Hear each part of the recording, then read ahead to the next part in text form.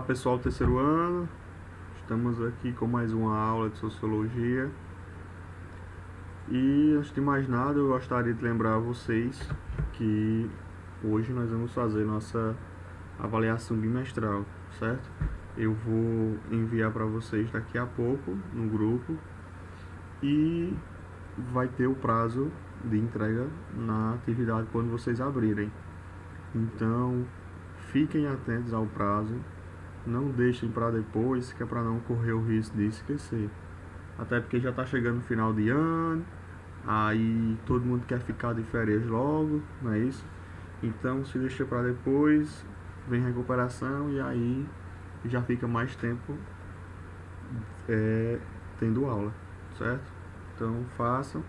E aí, qualquer dúvida, eu estarei à disposição de vocês agora. Pode mandar mensagem que eu irei responder vocês.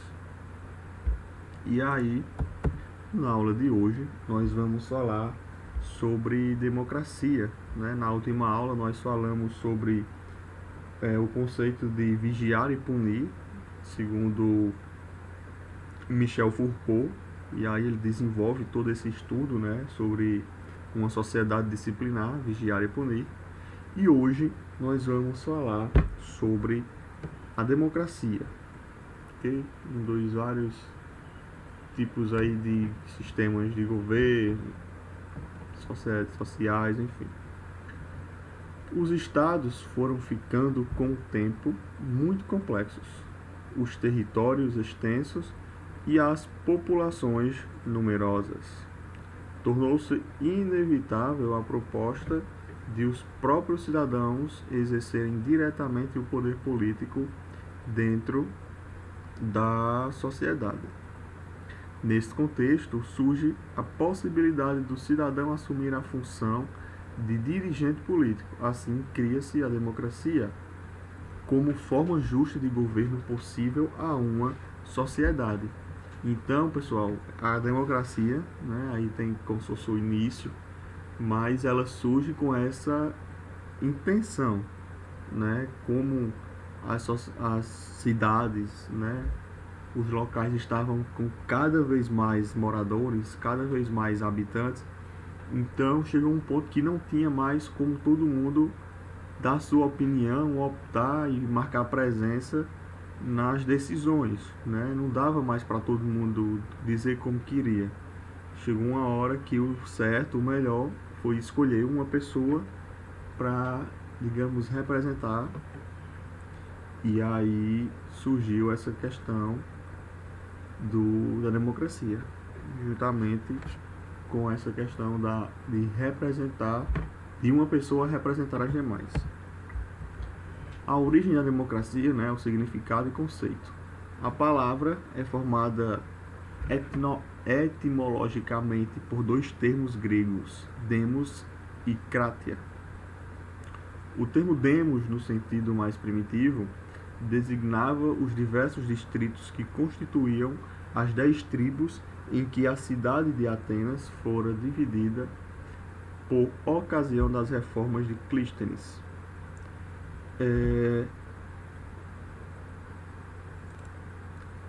Com o tempo, passou a significar genericamente povo ou comunidade de cidadãos. O termo kratia deriva de kratos, que significa governo, poder, autoridade. Hoje em dia, entendemos democracia como governo do povo, governo de todos os cidadãos. A democracia é um regime de governo onde o poder de tomar importantes decisões políticas está com os cidadãos, no caso nós, não é o povo. Numa frase famosa, a democracia é o governo do povo, pelo povo e para o povo. Então, a democracia se torna importante nesse quesito, né? Uma vez que as pessoas que são eleitas, os líderes, eles deveriam defender e lutar sempre de acordo com os interesses do povo, que foi quem colocou eles lá, né? Mas nem sempre a gente sabe que é assim. Então, os tipos de democracia. Democracias podem ser divididas em diferentes tipos. A distinção mais importante acontece entre democracia direta, algumas vezes chamada de democracia pura, onde o povo expressa sua vontade por voto direto em cada assunto particular, isto é, os cidadãos decidem diretamente cada assunto por votação. A democracia direta se tornou cada vez mais difícil, como a gente já falou, né, de acordo com que as cidades foram crescendo. Porque, diga aí, para a gente votar sobre, digamos, estamos decidindo aí se a gente precisa asfaltar uma rua. E aí chama todo mundo da cidade para votar sobre essa questão. Então, para cada uma votar, imaginamos aí Patos, uma cidade com mais de 100 mil habitantes. Então vamos lá, 100 mil pessoas decidindo se asfalta ou não, o que é que faz, enfim. Então daria bem mais trabalho pela questão numerosa, né, do aumento da quantidade de pessoas nas cidades. Por isso que virou algo meio que inviável a democracia direta. E aí tem a democracia representativa, que aí onde o povo expressa sua vontade através da eleição de representantes que tomam decisões em nome daqueles que os elegeram. Bem, isso aí é o que está na teoria, né? O que está no papel. Então, os cidadãos vão lá, elegem o candidato. A gente fez isso aí há poucas semanas, né? Poucos dias atrás. Então, eles ficam lá por 4 anos e, na lógica, eles deveriam, nesses 4 anos, defender os nossos interesses. Nada só para eles.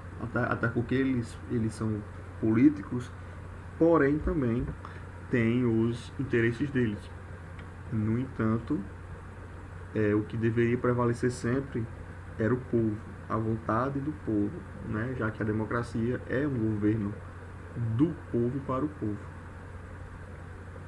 Então, os cidadãos elegem representantes em intervalos regulares, que então votam o assunto em seu favor. Muitas democracias representativas modernas incorporam alguns elementos da democracia direta, normalmente referenda. E aqui nós temos também a democracia através do voto. Também chamado de sufrágio, o voto é um ato no qual as pessoas manifestam sua vontade. Na democracia, ela é usada como um instrumento de subsídio na organização de uma sociedade política democrática de direito. O voto nem sempre foi um direito universal. No início, ele era censitário.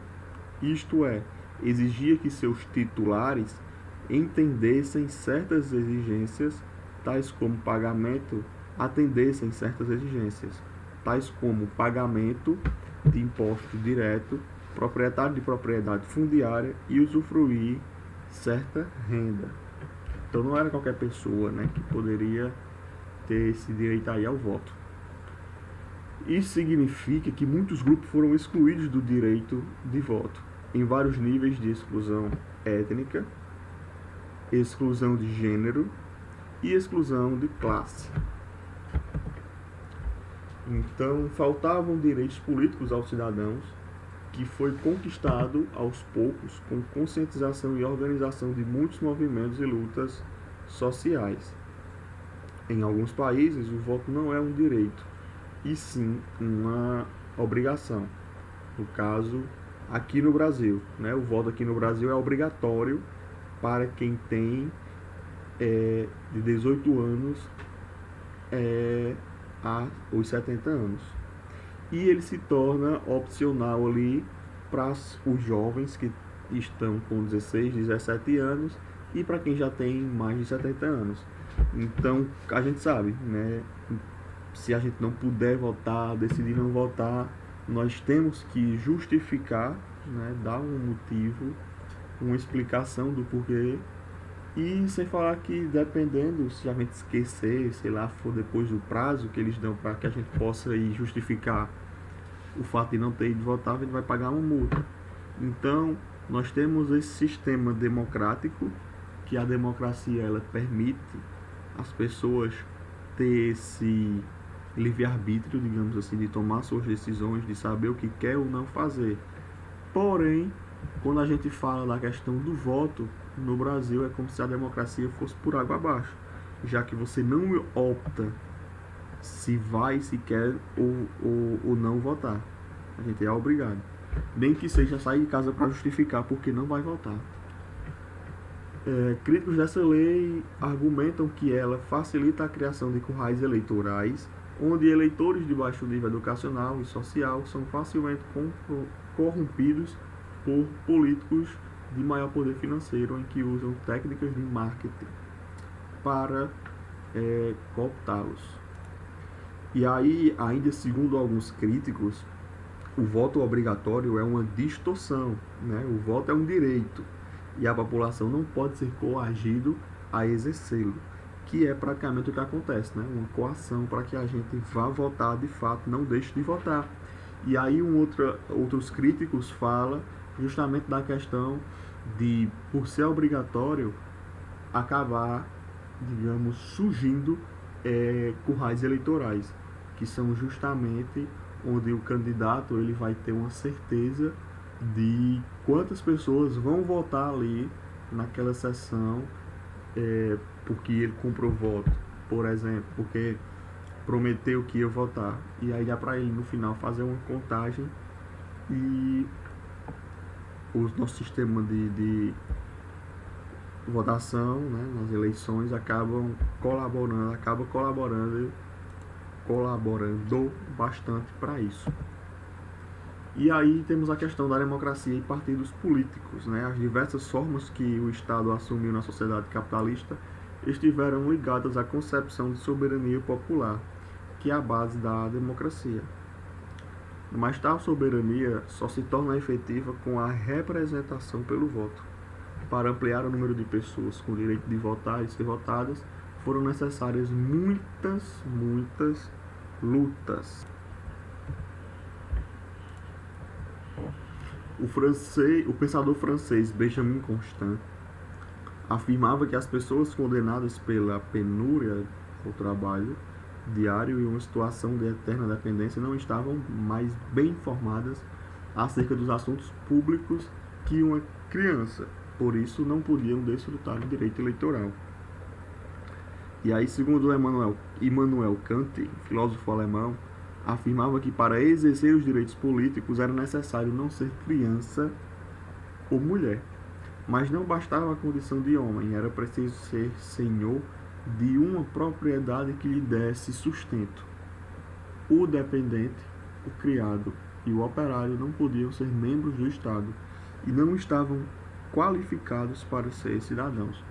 Então aí por essa questão a gente já tira um pouco de como era essa questão da divisão, né? A mulher não trabalhava, ficava tudo para o homem.